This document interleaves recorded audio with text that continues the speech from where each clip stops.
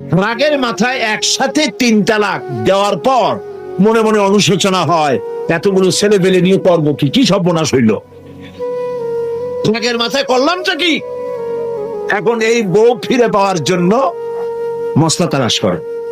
তখন গ্রামের মুন্সি মৌলবী এই জাতীয় এক শ্রেণীর লোক আছে যারা কোরআন বোঝে না, হাদিস বোঝে না, তারা হিল্লা নামক একটা ঔষধ বের করছে।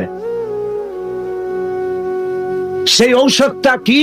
তারা বলে যে এই স্ত্রীকে যদি আবার নিতে চাও তাহলে আর একটা পুরুষের সঙ্গে বিবাহ দাও এবং শর্ত করো যে তোমার কাছে দিলাম, 2-3 দিন পর তুমি তালাক দিয়ে দিবা, এরপরে আমরা নিয়ে নেব।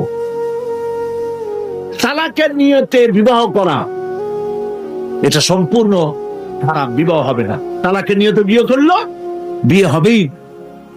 তারপরে এই যে ভাড়া করা, একজনের সঙ্গে হিলা করতে দেওয়া, এটাকে হাদিসের ভাষায় বলা হয়েছে ভাড়া করা সার। ভাড়া করা সার। ইসলামে এই ধরনের কোন বিধান নাই। সবাই কান খুলে শুনুন, হিল্লা করার যে ব্যবস্থা বাংলাদেশে গ্রামে গঞ্জে আছে, শরীয়তের কোন অস্তিত্ব নাই। কেউ যদি তার স্ত্রীকে তালাক দেয় আর এই স্ত্রীকে আবার ফেরত নিতে চায়, পর্যন্ত ফেরত দিতে পারবে না।